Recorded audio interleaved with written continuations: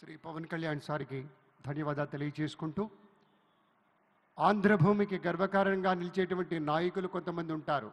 ఆ కోవలోని వారే శ్రీ పవన్ సార్ వీళ్ళంతా. అలాగే మరొకరు కేంద్ర భారీ పరిశ్రమలు ఉక్కు శాఖల సహాయ మంత్రి వర్యులు శ్రీ భూపతిరాజు శ్రీనివాస వర్మ గారు మన మధ్య ఉన్నారు. ఆయన గెలుపు వెనుక ఉన్నటువంటి ప్రజా విశ్వాసాన్ని, అటు సమాజంలో ఒక పవర్ఫుల్ లీడర్ వారి యొక్క సందేశాన్ని విందాం.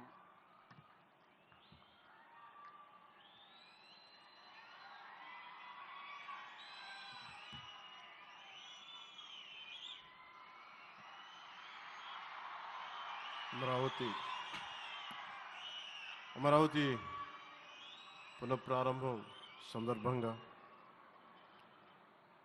34,000 ఎకరాలు ఇచ్చి 29,000 పైచిలకు రైతులు గత 5 సంవత్సరాలుగా నలిగిపోయి ఇక్కడికి వచ్చి రోడ్ల మీదకి వచ్చి ముళ్ళ కంచెల మధ్యలో కూర్చొని పోలీసు లాఠీ దెబ్బలు తిని కేసులు పెట్టించుకొని ఇంట్లో పెద్దవాళ్ళని కానీ చాలామందిని 2,000 పైచులకు రైతులు ప్రాణాలు కోల్పోయి మీరు నలిగి బాధపడి మీ కన్నీళ్ళు తుడిచే వాళ్ళు ఉన్నారా ఆ రోజునని చాలాసార్లు మహిళా రైతులు నన్ను అడిగారు. ఇది గౌరవ ప్రధానమంత్రి శ్రీ నరేంద్ర మోదీ గారికి తెలుస్తుందా అని ఒకసారికి 5 సంవత్సరాల క్రితం మీరు అడిగారు. నేను ఆ రోజు ఆయనకి తెలియకుండా ఏది ఉండదు, అమరావతి శాశ్వత రాజధానిగా ఉంటుందని ఆ రోజు మేమందరం కలిపి మాట ఇచ్చాం. ఆ ఇచ్చిన మాట ప్రకారం ఈ రోజున గౌరవ ప్రధానమంత్రి గారి చేతుల మీదుగా మళ్ళీ ఇంకొకసారి పునఃప్రారంభం జరగబోతుంది. ఇది ఆది శంకరాచార్య 1237వ జయంతి సందర్భంగా తిరిగి అమరావతి పునఃప్రారంభం కావటం చాలా ఆనందాన్ని కలగజేస్తుంది. మనందరం 5 కోట్ల మంది ప్రజలకి సంబంధించి ఇది ఒక హబ్, ఇది సెంటర్, నర్వ్ సెంటర్. ఇది అంటే మనందరికీ సంబంధించిన ఇల్లు. ఇది మనందరం ఎవరిని అడుగుతున్నామంటే, ఒక ప్రధానమంత్రి గారు పూర్వం సన్యాసాశ్రమంలో ఉన్నప్పుడు ఆయనకి అనికేత్ అనే పేరు పెట్టారు. అనికేత్ అంటే అర్థం పరమశివుడు, ఇల్లు లేనివాడని. అలాంటి ఇల్లు లేనివాడు, కుటుంబం లేనివాడు 5 కోట్ల మంది కుటుంబాలకు, 5 కోట్ల మంది ప్రజల కోసం, ఎన్ని కోట్ల కుటుంబాల కోసం మనందరికీ రాజధానిలో ఒక నగరం నిర్మించడానికి, ఇల్లు నిర్మించుకోవడానికి ఇల్లు లేకుండా 140 కోట్ల మంది ప్రజల బాధ్యత తీసుకొని కశ్మీర్ నుంచి కన్యాకుమారి వరకు, అక్కడ కామాఖ్య నుంచి ద్వారకా వరకు ప్రపంచమే, మన దేశమే తన కుటుంబంగా చేసుకుంటూ ఈ భారతదేశమే తన ఇల్లుగా చేసుకొని తిరిగి పునఃప్రారంభానికి విచ్చేసిన గౌరవ ప్రధానమంత్రి శ్రీ నరేంద్ర మోదీ గారికి మనస్ఫూర్తిగా మన అందరి తరపున, ఆంధ్రప్రదేశ్ ప్రజలందరి తరపున, అమరావతి రైతాంగం తరపున, ఆడపడుచుల తరపున వారికి చేతులెత్తి హృదయపూర్వక నమస్కారాలు తెలియజేస్తున్నాను. దివిసీమ తుఫాన్ వచ్చి అందరి ఆశలను తుడిచిపెట్టేసినట్టు గత ప్రభుత్వం రాష్ట్రం మరియు అమరావతి భవిష్యత్తుని తుడిచిపెట్టేసింది. అమరావతి అంటే పరదాలు, సెక్షన్ 30, సెక్షన్ 144 మాత్రమే గుర్తుకొచ్చేలా పనిచేశారు. నువ్వు ధర్మం కోసం నిలబడితే ధర్మం నువ్వు నిలబడేలా చేస్తుంది అనే విధంగా ఆ రోజున అమరావతి రైతులు, రాష్ట్ర ప్రజలు ఈ ధర్మ యుద్ధంలో విజయం సాధించారు. రైతులు ఇచ్చిన 11,000 ఎకరాల భూమిని త్యాగం చేసి, వారి సంకల్పం 33,000 ఎకరాల భూమిని త్యాగం చేసి వారి సంకల్పం ఫలితంగా ఈ రోజున ఆంధ్రప్రదేశ్ రాజధాని ఆవిర్భవించింది. అమరావతి రాజధాని పనులు పునఃప్రారంభమవుతున్న ఈ శుభ సందర్భంలో ముందుగా రాజధాని నిర్మాణం కోసం స్వచ్ఛందంగా ముందుకొచ్చి తమ భూముల్ని, పొలాల్ని ప్రభుత్వానికి ఇచ్చిన అమరావతి ప్రాంత రైతులకు, మీ త్యాగానికి గత 5 ఏళ్లుగా మీరు చేసిన పోరాటానికి శిరస్సు వంచి మీకు ధన్యవాదాలు తెలియజేస్తున్నాను. గత 5 ఏళ్లుగా రాజధాని నిర్మాణం నిలిచిపోయి రాజధాని తరలిపోతుందనే సమయంలో రోడ్ల మీదకు వచ్చి 5 కోట్ల ప్రజల తరపున రైతులు, మహిళలు, విద్యార్థులు చేసిన పోరాటం, మీరు పడిన అవమానాలు, మీపై పడిన గాయాలు, ప్రతి ఒక్కటి మా మనసులో ఉంది.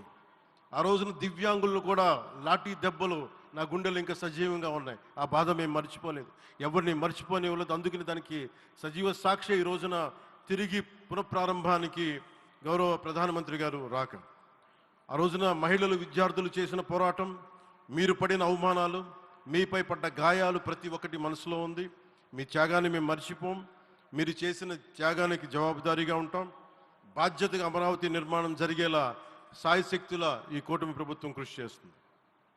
అమరావతి రైతుల త్యాగాలను హృదయపూర్వకంగా స్మరించుకుంటూ వారి ప్రతినిధులుగా ఇక్కడకు విచ్చేసిన రైతులకి నా ప్రత్యేక నమస్కారం.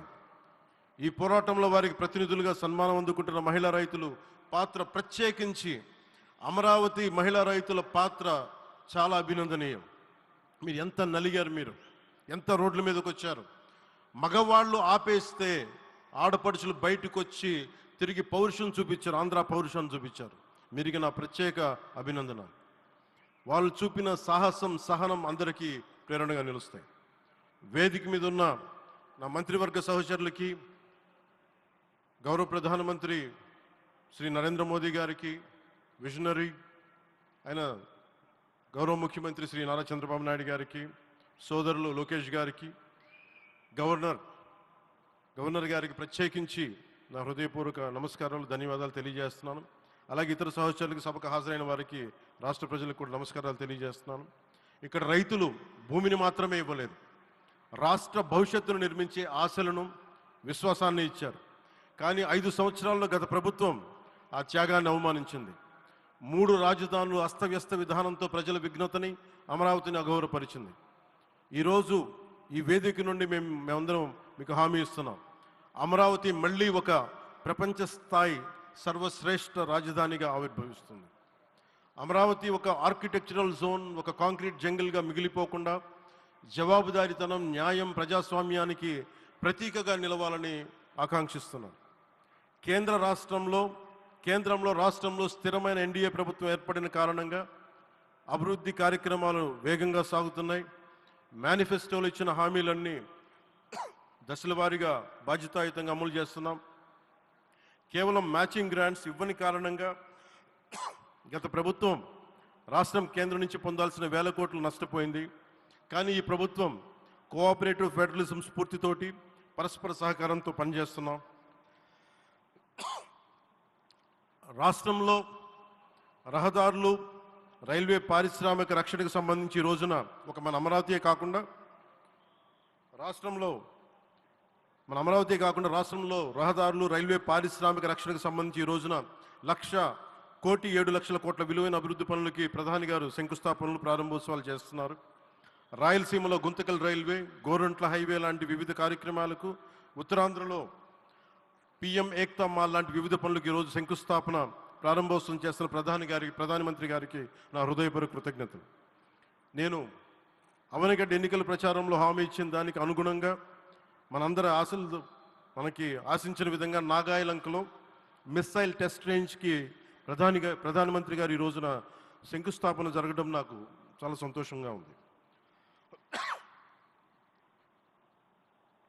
Now with Honorable Prime Minister Sri Modi ji and Honorable CM Sri Chandrababu Naidu garu, and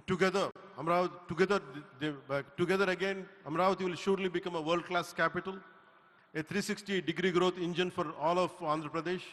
Our youth will no longer have to leave for Bangalore, Chennai or Hyderabad. Soon Andhra Pradesh will create jobs for our people and attract talent from across the nation and the world. దీనికి అమరావతికి ప్రత్యేకించి ఒక వ్యక్తిని మనం స్మరించుకోవాలి. రాళ్లల్లో, రప్పల్లో ఒక మహానగరాన్ని చూసిన వ్యక్తి, ఒక 20 సంవత్సరాలు ముందుకెళ్ళి చూసిన వ్యక్తి. అలాంటి నాయకులు మనందరం కోరుకున్నట్టుగా ఆయన వెనంటే ఆయన ఉండాలి, ముఖ్యమంత్రిగా ఉండాలి అని మేము ఆశించిన విధంగా ఆయన ముఖ్యమంత్రి అయ్యారు. ఆయన సైబరాబాద్ అనే సిటీని ఎలా నిర్మించారో, ఎంత అద్భుతంగా రూపకల్పన చేశారో, అమరావతి అనే ఈ క్యాపిటల్ని కూడా ఆయన అపారమైన అనుభవంతో, ఆయన దక్షతతోటి, ఆయన గవర్నెన్స్ కేపబిలిటీ తోటి, అడ్మినిస్ట్రేటివ్ కెపాసిటీ తోటి ఇది అద్భుతమైన మహానగరంగా తీర్చిదిద్దుతుంది. ఇది ఆంధ్రప్రదేశ్కే కాదు, భారతదేశానికి తలమానికంగా అవుతుందని మనస్ఫూర్తిగా నేను ఆశిస్తున్నాను. అలాగే ప్రత్యేకించి ఈ రోజున మనం ప్రధానమంత్రి గారిని చాలా లోతుగా మనం అర్థం చేసుకోవాలి. ఈ రోజున కశ్మీర్లో దాదాపు 28 మందిని చంపేశారు. అలాంటి క్లిష్ట సమయంలో రాష్ట్రం, దేశం మొత్తం యుద్ధం వైపు వెళ్తున్న సమయంలో, అలాంటి కీలక సమయంలో ప్రధానమంత్రి గారు ఇక్కడికి వచ్చి లోపలంతా బరువు, గుండెల్లో బరువు పెట్టుకొని వేదన ఉండి కూడా అమరావతి రైతులు చేసిన త్యాగాలను మర్చిపోకూడదని చెప్పి ఇంత ఇబ్బందుల్లో కూడా ఆయనకు వచ్చినందుకు మనస్ఫూర్తిగా ఒక్కసారి మనందరం ప్రధానమంత్రి గారికి గౌరవ సూచకంగా మనందరం కృతజ్ఞతలు తెలియజేయాలి. The Pahalgam terrorist attack has been one of the darkest days for the entire country. Even the blood was spilled in Kashmir. The blood spilled in Kashmir, it created tremors in the entire nation. And we had seen it personally, witnessed personally, the pain of the victims. For the Honorable PM Modi ji, he is leading the country through these tough times, and he assured all the citizens with stern action against the perpetrators of terrorism. I know this is very sensitive time, and Modi ji is carrying the nation's burden. Amidst this tremendous difficult moment, Modi ji still gave time and came today to Amravati. This shows his deep commitment to Andhra Pradesh, to the people of Andhra Pradesh, and we are deeply grateful to you, sir. May Lord Bhavani, మన కనకదుర్గమ్మ ఆశీస్సులతోటి వారికి బలాన్ని ఇవ్వాలి, శక్తిని ఇవ్వాలి, మనందరం ప్రార్థిద్దాం. May Lord Bhavani Mata give immense strength to our Honorable Prime Minister Modi ji to lead our nation and bless Bharat, Andhra Pradesh and Amravati. Jai Bhavani, Jai Bharat and Jai Hind.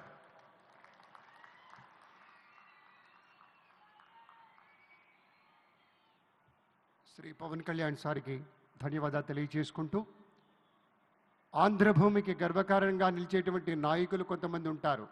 ఆ కోవలోని వారే Shri Pawan sir వీళ్ళంతా. అలాగే మరొకరు కేంద్ర భారీ పరిశ్రమలు, ఉక్కు శాఖల సహాయ మంత్రి వర్యులు శ్రీ భూపతిరాజు శ్రీ